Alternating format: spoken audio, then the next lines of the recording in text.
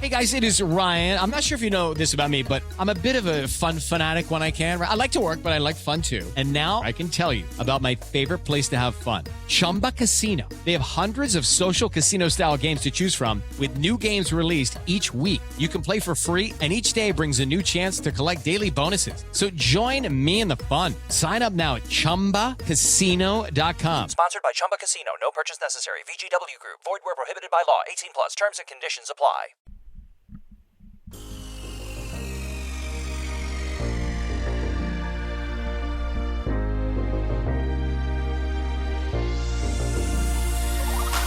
Good evening. Welcome to WSBI, your resource for success podcast program, where you get to meet inspiring women-owned businesses from across the country.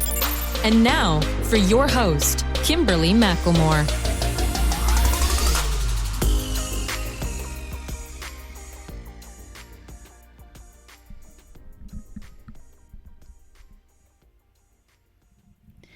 All right. Good evening and welcome to WSBI, your Resource for Success podcast program, where you get to meet inspiring entrepreneurs and women-owned businesses from across the country.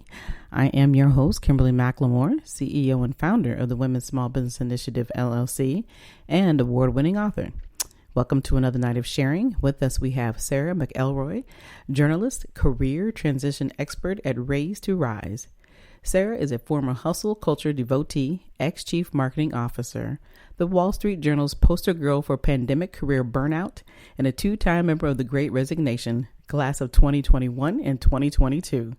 Following a stress-induced shingles diagnosis in early 2021, Sara decided to hit the reset button on her life. She quit her hard-won CMO job and trekked to Peru's Sacred Valley to reset her frayed nervous system.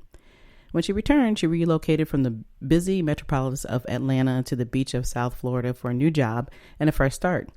But she once again encountered deeply ingrained cultural issues in her new role, and ultimately she walked away again, finding herself in the company of millions of other women who also set unfulfilling jobs ablaze during the Great Resignation.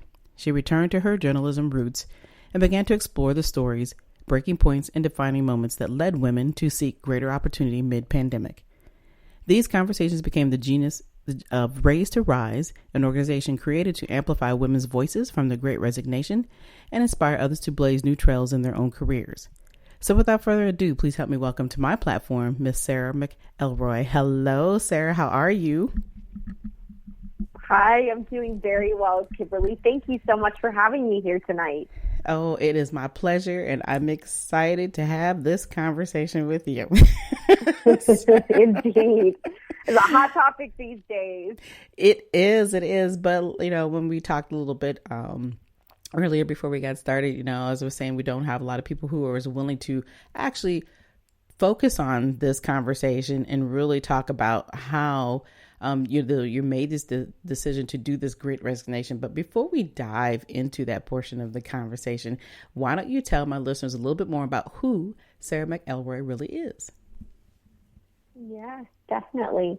Well, I am a former CMO and really always was the good girl, the corporate good girl. I thought that was what I always wanted, to reach the C-suite. And so I was so proud of myself when I reached that level in 2020. It was like such a dream, and I was so proud to have reached that job by the age of 35. But it was a very difficult awakening that came out of that, although very positive now, right? But difficult in that time because I'm in this job. That culture itself was pretty toxic. I was the youngest member on the executive team, and I was treated as the kid sister, and at times even kind of worse than that. And it was like, I am so empty and so hollow, and I'm working up to 20 hours a day between work and an executive MBA program, and knowing that the team there already was kind of treating me as if I didn't deserve to have that seat at the table, even though obviously I was hired for the job and recruited by an executive search firm for it. It was like, okay, well, I can't show any weakness. I have to prove that I'm worth my salt and I deserve to be here. And I have to get through graduation as well. So yeah, it was just like, I'm going to start working up to 20 hours a day, not every single day. And it wasn't like, I guess I wasn't conscious in that regard, but it just happened like that, where it's like, you just got to get it done. And it's almost like when we get going like that in a way that is so unsustainable and we lose control, it becomes like, for me, I describe it as my legs were moving and I just couldn't stop. Like they were running. It was like the hamster wheel was going and I just couldn't stop, because otherwise I'd be thrown off, kind of a thing. So yeah, it was difficult. I had a couple of episodes of throwing up blood that ultimately culminated with a shingles diagnosis. And when I was diagnosed with shingles and I am sitting in the doctor's office, I hear the doctor tell me I have shingles, I am overjoyed, which sounds like such a strange thing to say, but for me it was like, oh my gosh, I'm going to get 10 days off. Well, it was like 8 work days, but 10 straight days off from work. And this is going to be amazing, because I wouldn't have to raise, my hand and say, I can't keep up. I'm struggling. I'm not doing well, and admit essentially weakness to these people that already were questioning my capabilities. It was a socially acceptable reason, and nobody at work could tell me I couldn't do it. And I'm also spared the self-judgment that would have come from having to admit those things. So it just became a realization in that moment that was like, okay, Sara, I know you worked so hard for this life, like perfect on paper life, because my resume was my life at the time. But it was like, we can't do this anymore. So that's why I hit the reset button and moved down to Florida. Wow.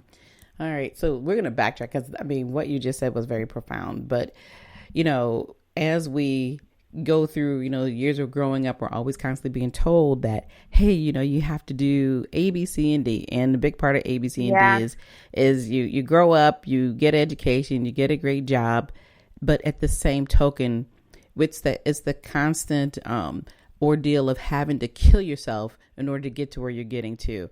And, and I'm listening to your story and thinking in my head, why is it that we always have to overprove ourselves? We have to prove ourselves as a woman. We have to prove ourselves on paper. And then once you get off the paper and you're there in that environment, it's always something else that has to come with that process. And not that you're not grateful for getting the job, but then just not being accepted. Exactly. Kimberly, thank you. Yes, you summarized perfectly. Yeah, just it's the constant sickness and tiredness of not just being accepted for who you are, just allowing you to grow in the position so that you can have the life that you want, and and feel good about your accomplishments, instead of having to feel like you have to be beat over the head and have to working 20 hours a day, whether officially or non-officially. We normally are working more than 8 hours. You're working 10 or more. You're never going to get paid beyond the 8 hours anyway. But yet still, it's the attitude of, well, if I don't work these hours, then, like you said, nobody's going to respect you. They're going to look at you as a nobody, even though you have the credentials to prove it. And at that point, you're still working the job and proving it, but you still have to do way too much. What's the saying that they always have? You have to be the first person in and the last person to leave in order to be taken serious, which is ridiculous. Completely ridiculous. Yep, I agree. I know. It's this whole, the paradigm that hustle culture created. Here's what I'll say. If I'm completely honest, I say that I was a hustle culture devotee, because I worshiped hustle culture, because for me it was a way to justify my very sad, if I'm completely honest, sad one-noted existence, because I was Sara career and Sara school, and that was it. I had no personal life. I rarely saw any friends. That was all that I was, and so much of my identity, my value, my self-worth, everything was tied up in all of that. And so we, especially this kind of self-objectification, is really insidious and a really damaging act when we start to attach our own value and worth to what we're able to produce for an employer, or even how we show up and deliver anything in our lives, right? It could even be in our relationships, but it's a really damaging thing. And the way that hustle culture was venerated and like applauded for a long time, for me, it was like, I'm doing the right thing. I'm climbing the ladder. Look, it's good. This is a good thing. And it's amazing how we all bought into that for a period of time, but it's very clear that like the girl boss has been declared dead several times over now. And that's not being a female boss. That's that girl boss hustle culture, do it all, run all day long mentality. And I'm glad to see that we're starting to say to ourselves that it doesn't have to be this way. Right. But, you know, I mean, what you're talking about, this hustle culture of, you know, got to do it all, that's ingrained into women, period. We have been brought into this world from the time we can breathe and can listen and learn and speak. We're always told, you know, women, you know, we're the nurturers. We do everything. You know, we do this to ourselves. We put our families in the same situation because everybody's put first beyond us. Right. So, and before us. So, you know, then we definitely are going to put that into our work environment because we always have to have something to prove, because society has told us for our whole entire life, this is where women should be. This is where they shouldn't be. This is how they're supposed to act. And we are still seeing it today. It's like, you know, exactly. You know, people have fought for us for years to not have to have this lifestyle, but then we're constantly, like you said, in this rat race, this little mouse on this wheel, constantly going in circles, doing the same thing over and over. So it's like, you know, it's kind of like a tug of war where it's hard to figure out what direction we want to go, because we do want to be happy about what we've accomplished, and we should have that right. But it seems like when you want to have that happiness of accomplishment, that you're being constantly grilled and, you know, criticized. And then what do? We end up criticizing ourselves even more for wanting to be in that space. So tell me, you know, as you were going through this, so I want to know a little bit, okay, 2021 and 2022 is when you did the big resignation. The first one was in 21. So what happened in 2020? I mean, we were all kind of stuck at home, beat down, and, you know, a lot of people absolutely worked from home during that time. Did things get any worse for you during that 2020, or was it better? Sure. Great question. That really started everything, because I was working for a global hospitality company at the time, and I was moved to the COVID response task force within about a month of lockdowns. And of course, I feel, you know, very honored to do that work to help support the company through a very uncertain time, especially in the hospitality world when demand was cratering. And this was like very much black swan kind of economic crisis in addition to a global health crisis. And it's, you know, I'm holding on then. I'm still doing school at the same time. But then about a month later, 80% of the marketing organization was furloughed for the summer. And on my specific team, that netted out to a team of 9.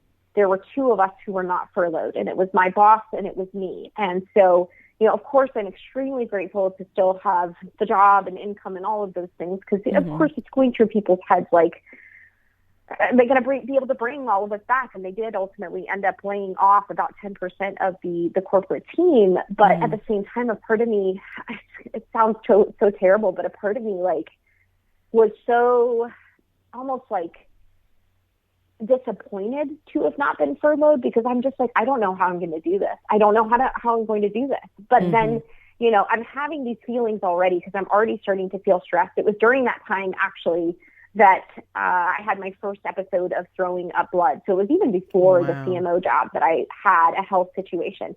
And then I had the CMO job come through a month later, and I took it. And I knew, right? Like, I knew. I look back, and there was no part of me that didn't think that job was going to be more demanding. I knew it was going to be, but it was like, this is the job you've always wanted. Like, and this is a dream opportunity. You would be foolish not to take it. And so I took it, and that's why my hours ratcheted up, because like I knew it was already going to be hard. And then I get in there, and it's really having to fight to prove my worth. And it just really spiraled. And I think that's what can happen to us, is that we to your point, the criticizing, we criticize ourselves, and it just gets, we try to compensate for it. Like, those spirals that we can get in are really difficult because our brains, you almost have to have something that short circuits the scenario to get you to stop and pause and look at what was really happening. And so it took until the shingles diagnosis for that to happen. So yeah, it's something that was even in the making before I got that job. Right. And that's why I was thinking that, you said you were going through school, you're trying to run this job, and then you get the CMO position. But the thing is keeps running in the back of my head is that this shingles diagnosis. Now, if I understood you earlier, you said you were only in your 30s when you started running this work. And it's known that most people who get shingles diagnosis are in their 50s and above, or in their past in their 50s. Yes. You were a baby. Yeah, I know. I'm sitting here like 36 years old. Wow. I'm like that's and I kept running in the back. I was like, I know she said she was only 30. So this goes to show you how crazy it is to think that at 36 years old, you end up getting diagnosed with shingles, and something that as absolutely somebody in my age, I'm over my mid 50s, and something that's already the conversation has been talked to. Oh, you need to get your shot. I'm like, for what? I got to worry about this now too.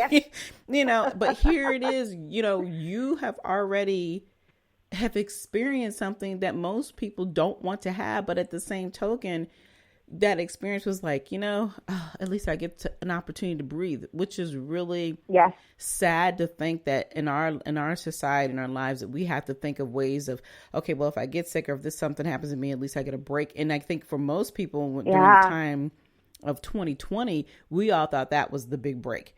But the reality, it really wasn't a big break for people, because we all work 10 times harder. I'm a small business owner too. And it's just like, it seemed like the work just wouldn't stop. And from this point, it has not stopped, which, I mean, blessed. We have responsibilities, because bills are going to keep coming through whether we like it or not. But at the same token, the reality of realizing that all this hard work that you've put into, you literally hit the wall to the point where you had no choice. So once you went through this process of, understanding you had this diagnosis, you said, I can't do this anymore. I'm going to go and hang out in Peru and get some relaxation. And then you came back. You made, another turn and said, you know what? I'm moving out of here. Atlanta's just too much for me. Now I'm heading South Florida, thinking, that's usually where you can really enjoy yourself and relax. So tell us a little more of the story about what really hit you harder once you got into South Florida. Yes. Yeah, definitely. Well, you're spot on, Kimberly, in that was what was going through my mind. I was having a conversation with a friend from my MBA program as I was starting to realize, like, this CMO job is really not healthy for me. I'm not going to be able to stay here. And I told her, I look back on this version of myself and I'm like, oh my gosh, Sara, you just don't know what you don't know, right? And I have so much love and compassion for her. But I remember telling this friend that I could go anywhere. Like, I'll move anywhere for work. I don't care where it is. As long, if I'm miserable for 5 days a week, like, that's fine, as long as I enjoy my weekends. Because what had started to happen is that I wasn't even enjoying my weekends from the CMO role. I was getting work calls and texts and things like that over the weekends. I was going into the office many weekends too, and my nervous system was so just overloaded by the time I left there that I could not even uncoil enough in those 2 days off per week to be reset by Monday. And so I was saying to her, even if I don't really like the job that much, or I'm living, and I was talking to a boss at the time, and don't get me wrong, I am from Wyoming, but he was in South Dakota, an old boss of mine. He was saying, you could come work here in South Dakota, and here's the thing. I didn't love the cold in Wyoming, but I was just I'll just go anywhere. It's fine. I'll just do whatever I need to do. It's cool. If I don't really like it, as long as I just been happy on the weekends, I'm fine. And I realized as I had the chance to move down here to South Florida that it was... It is Ryan Seacrest here.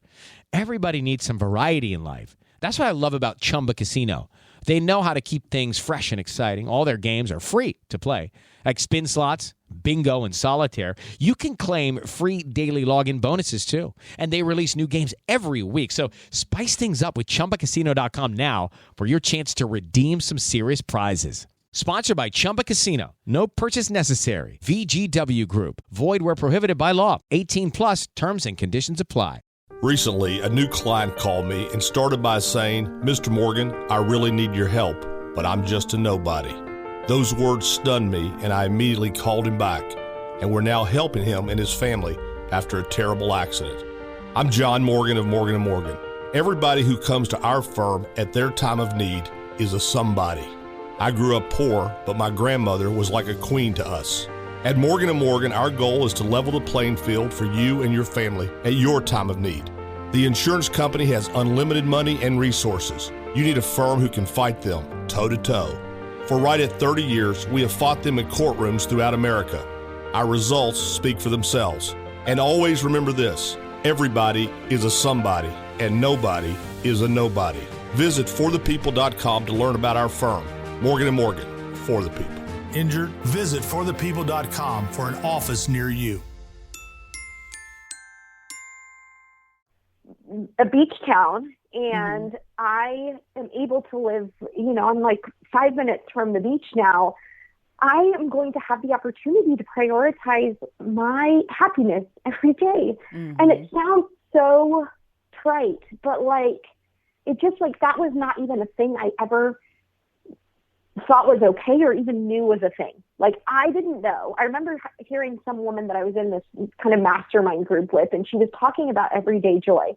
And I had this record scratch moment in my brain because it was does not compute. What are you talking about? I don't even know what that is. That doesn't make sense to me because I just poured every part of my being into what I could give to an employer. I never thought about what made me happy or brought me joy. So I come down here to Florida and so excited to be in a new environment by the beach. And I definitely cut back on my hours. I'm doing meditation and yoga, and I'm establishing better boundaries as far as not overworking. Right. But during that time, that's when the Wall Street Journal picked up my story from a comment I had posted on LinkedIn, and I shared my story with them. And it hadn't really hit the fan entirely yet. But shortly thereafter, between the interview and when it published a couple months later, it really got bad as far as some sexually harassing comments. And I just, one of them was even overheard by somebody in October, somebody from HR.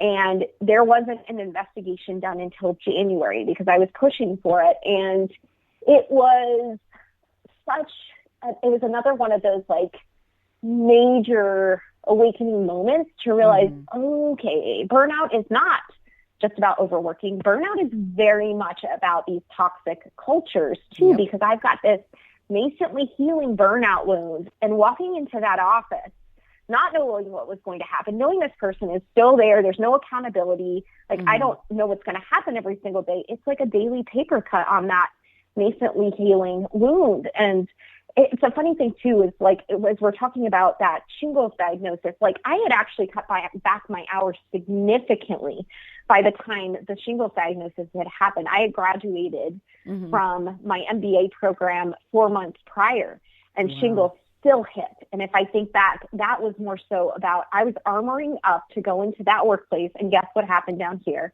The exact same thing. I was armoring up to go in. And so they finally did do that investigation. But in my opinion, it was a performative farce of an exercise. And it was the woman from HR put an hour on my calendar to give me the readout from the investigation. And she read back to me 10 bullet points that had clearly been approved by legal in 4 minutes. And the bulk of them were legal kind of boilerplate. We've got an open door policy, and we aim to, or not aim, we always have a respectful and professional culture, and you need to keep this confidential. That was a lot of it, right? That's almost half of the entire thing. There weren't new findings or new accountability, I guess, really in it, especially for the person who was doing things. Now, he was leaving the organization the following week because he had resigned too. But at the same time, if they hadn't dragged their feet, we could have had accountability if they'd taken care of it in October. And it was just like, it was such a they were just checking off disappointing. The box. Yeah. They were just checking off the box. And that's all you have to do with the EEOC is that's all they had to do. So I quit the next day and I wrote this, like, I was really furious at that point, not only for myself, but for the other women in the organization, because I knew that other things weren't, it wasn't just me. And so I wrote this like blistering anti-harassment, power of women's voices resignation letter. And I went into the office the next day and I sent it to my boss, HR, and the CEO. And I walked back out the door. I didn't even give 2 weeks notice, nothing. I was just like, you all had months to deal with this. You're not getting another 2 weeks from me after this kind of joke of an investigation. Right, because you already knew what time it was. You already understood how they seen you, how they treated. Right, yeah. You could feel, like you said, why do you have to walk through the door every day, armed up, suited, ready to go, fist clutched, attitude, because you got to deal with this nonsense, and it's ridiculous that they even allowed it and just kind of threw it in your face and say, hey, we handled it, so now let it go and get back in here and do your work. It was that kind of attitude. Yeah, and don't tell anybody about it. You can't talk to any other employees. It was like, I know you know this, but this needs to be kept confidential. And it's like, it just left such a bad taste in my mouth. And like, that's what I think really happened with both of these resignations is that good girl version of Sara, who never would have rocked the boat, who always did was what was asked of her, who overworked, who kept her head down. And frankly, if I'm completely honest, I found talk of like gender in the workplace to be an utter waste of time. Like I felt strongly about, like racial diversity and sexual orientation and things like that. But I guess because I didn't want to be treated as a woman like differently, I didn't want to acknowledge that there were still gender inequities very present in the workplace. Like I didn't even want to look at it. And then it was one of those things that after I'm kind of broken open by the shingles thing, but I'm just cracked open completely after this experience when I'm starting to see like, this is a very real thing. The fact that I ignored it really upsets me. I want to stand up for other women now. And that inspired me to talk to women from the Great Resignation for this journalism project called Raze to Rise that I founded after that, because it was like, I cannot be the only woman who is going through this. Right. I know there are millions of women walking out right now. So what are their experiences? I know I'm not the only one getting mired in these sin cycles of burnout or like going from one toxic culture to another. So, yeah. Wow. So since you dived into it a little bit, so talk a little bit about the Raze to Rise organization. Tell how it works and a little bit about maybe some of the stories that you have been able to communicate with other women about. Yes. It has been so powerful. Well, and the thing is, too, is that it's expanded beyond the Great Resignation and is becoming a book of women from the Great Resignation and women who made big leaps prior. Because what I realized is that as I'm talking to these women, we talk about the Great Resignation for the most part in the form of statistics and numbers, but like my undergraduate degree, even though I was doing marketing, my undergraduate degree is in journalism. All I could see is like each data point is a story. There is a really powerful personal story in each of these situations when somebody is deciding to quit. And so I wanted to hear what they had to say and what they were experiencing. And it made me realize that like we have such incredible insight and wisdom that we can crowdsource and share with each other. Because I'll tell you what happened when I put out my call for stories for Raze to Rise. In that first tranche, I received an nearly equal number of women reaching out to me who had quit their jobs in the Great Resignation and women who hadn't quit yet, but were curious about the movement and wanted to really share their experiences and their stories too. And so it was like, this was March or early April, I guess I would say April, that I put out that call for stories. And then within a few weeks, a survey comes out from Deloitte. They surveyed 5,000 women from around the globe, and they found that more than 50% of women intended to quit their jobs in the next 2 years. And then on a 5-year horizon, that number actually skyrocketed to 90%. In that, like, 90% of women, only 10% plans to be with their current employer 5 years from now. And so it was just like, this is huge. There's something powerful here. And with the return to work, it is in companies' best interests as much as they can to, like, put us back in the box and to get us to go back to the way things were pre-pandemic. It did serve them quite well. You know what I mean? Like going back into the office 5 days a week and other things, and kind of almost forgetting a little bit of that human piece of things where we connected during the pandemic and saw each other as more human than ever, as we're like worried about our coworkers even getting sick in their families and things. And like, we just learned so much more about each other than we ever had, or we were on conference calls looking into their homes. Like, it's an interesting thing that I just felt like we can't lose this. There's an important conversation to be had here. And the more that we can talk about it, the more that we can affect change. And it was like, there are so many women out there who know they're not in the right place and they need to make a move, but they feel like they can't.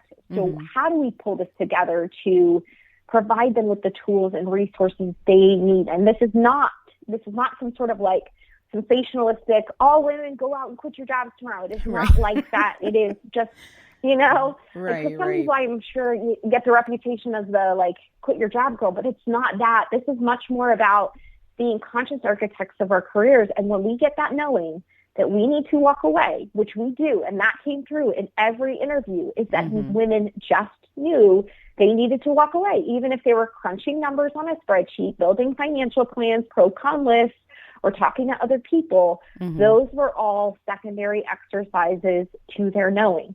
So when we know we need to go, we need to be able to honor that, but do it in a way that is about being conscious and intentional and moving in the direction of what's good for us, creating a career that is aligned with our values, the kind of lifestyle we want, the type of work we want to do, all of those things, so that we're not just making knee-jerk decisions that we come to regret, but we are honoring that part of ourselves that, like, when you know.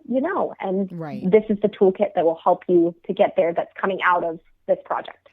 Okay, wow. Yeah, it sounds exciting. And you're right. I mean, we all have that I always kind of call it that little tingle inside. We know we can feel it in our gut when it's time to make the move. Yes. But the biggest problem that most people have, whether you're male or female, is that they don't want to listen to it. They find it hard to believe, and then like you said, well, what am I going to do, or where am I going to go? And having that little bit of faith of saying, you know what, I can do this. I can make that move. And it's okay to be scared. It's okay to have those feelings, because that's a part of growth. It's a part of realizing who you are as an individual, no matter what it is that you've accomplished prior, and you have definitely shared that same experience tonight, on this conversation about the fact that it does not matter what you've accomplished, but you have to know who you are. You have to know what you're worth. And what you really learned was you were much more worthy than having a title. And that's the reality. Yep, absolutely. Ooh, that's the reality. So well said. Yeah, it's an amazing thing that... It is Ryan Seacrest here. Everybody needs some variety in life. That's what I love about Chumba Casino.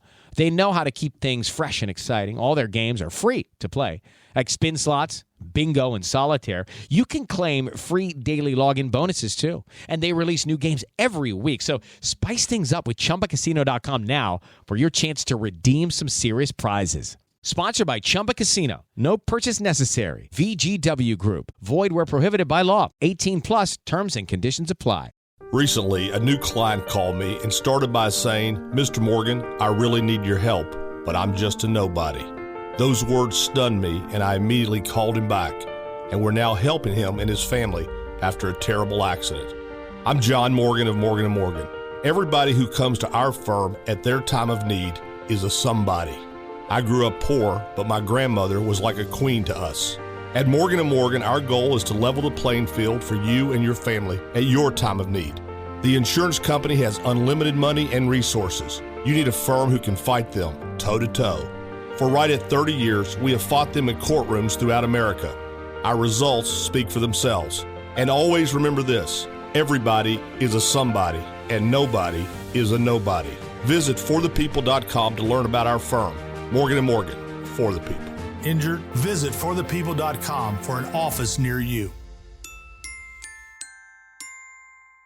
There's a new kind of power that is unlocked when we do give ourselves that permission. We listen to that part of us that knows. But, it's really hard. It's for women and men, to your point, but I think it's even harder for women, given exactly what you talked about, the good girl conditioning, put others' needs first, be a caretaker. Part of that is suppressing your needs, desires, wants, all of those things, and not listening to them. So it can be especially scary if you've ignored those for a very long time, maybe all your life, right? Like, this is a habituated response. Ignoring that knowing happens over micro decisions and then big decisions over decades. And so if we're disconnected from that part of us, it's like, oh my God, no, I'm not going to do that. Because you're right. telling me I'm about to get really uncomfortable and I don't want to do that thing. Yep. But it is this coming back home to ourselves that inspires me most from what is happening out there right now, because I deeply believe that because of this knowing that people are tapping into, and again, it was like we could give ourselves more permission on the other side of the pandemic as we're questioning a lot of things about day-to-day reality and arbitrary rules around work and what success is and like what actually matters. Part of that was being able to say that, maybe there is a different way, and to start to reconnect with ourselves. Like, I think it's almost like women are connecting back with this intuitive parts of ourselves that we had to cut off in workplaces that were designed by men for men. Right. And That's right. it's like this natural sort of like this reckoning that's happening that I just love. Absolutely. Absolutely. Oh my gosh. This conversation is so great. And we could go on and on and on and on.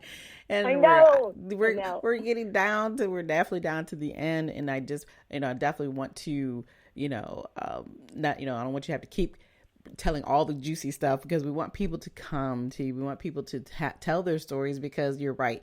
This is much bigger than just resigning. It's a much bigger ordeal that, like you were saying, when I think about even 2020, like I say, everybody got an opportunity to be human. And it seems like now we're back to that. Forget that, come back to the office. We don't care about your families. We don't care about what you want to do. You're going to get back to working this many hours. Now we got you. You're back in the huddle, so to speak, and you're going to do it our way. And, even to the point where people are now fighting again about whether they can have telework. It's like, why are we having this conversation? We did it for 3 years. Right. So, exactly. Yeah, exactly. It's just ridiculous to have to feel like you're starting over to something that we thought at one point, not to say that all organizations have lost it, but there was a huge point where people actually appreciated each other. And so you can see some of that dynamics. That's so true. Falling to the wayside again, because it's all about control. It's all about, well, we got to make this, we got to do this and do that. But then yet still you got 4 million jobs you can't even fill, because the culture has changed. Right. People's mindsets have changed. And like you said, and for women, they're constantly changing, but having a platform and a place to tell those stories, you have definitely provided that. And Raze to Rise is an amazing organization. I mean, just having this conversation, like I said, tonight has been awesome. And I'm like, we could talk for hours, because what you're talking about is so profound. And it's something that women talk about sometimes in a huddle, but they don't talk about it outside of that huddle. And so, it's truly about trying to move forward, and, you are doing that, and it's much appreciated. But Sara, like I said, we're down to the end of the show, but before you go, I definitely would like for you to tell everybody, what you have going on, how they can get a hold of you if they're interested in telling their story, and what's the next steps. Yes, definitely. The website is raze2rise.com, and that's Raze as in R-A-Z-E, like Raze as in burn it down, to rise, build it back up. And I would be honored to speak with anyone, hear your story. And you can also find me on LinkedIn and Instagram as Sara J. McElroy.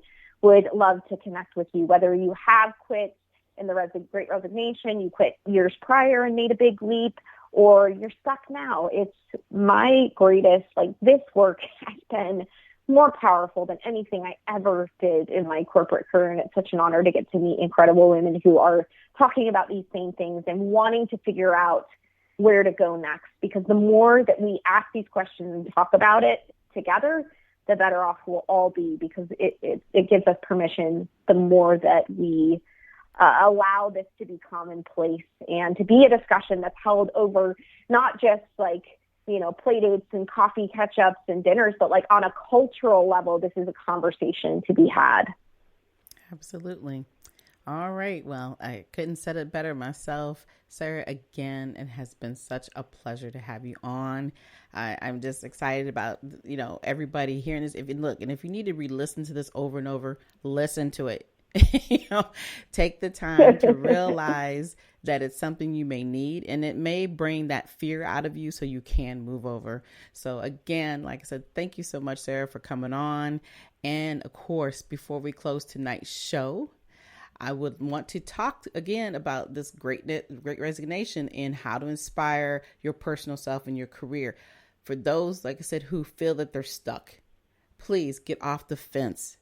Realize that you can inspire yourself and know that you are important. You need to have this conversation. You can reach out to me at Kimberly at WSBILC@gmail.com, and I can get you connected with Sara so you can tell your story to her. We will have all the information, the social media information. It will be on the DM, so you can it'll be in the information, the DM, so forth, so that you can reach out to her personally. But if you feel stuck and you just want to talk a little bit more as well about your goals and turning those dreams into goals, like I say, you can reach out to me directly. Also, if you want more of your resource for success, monetary donations to support the podcast are now accepted. We accept them through Cash App, PayPal, Good Pods, Tip Jar, or go to the website at www.wsbilc.com. Again, we would like to thank you all for listening to us tonight. We will be back next week with more amazing guests. Be sure to follow us on iHeartRadio or wherever you listen to your podcast. But until then, enjoy the rest of your evening and good night. Good night, everyone. We will be back next Thursday evening at 7 p.m. Follow us on Spreaker, www.spreaker.com/user/WSBI. View our new WSBI website anytime at www.wsbillc.com and on Facebook, Twitter, YouTube, LinkedIn, and Instagram.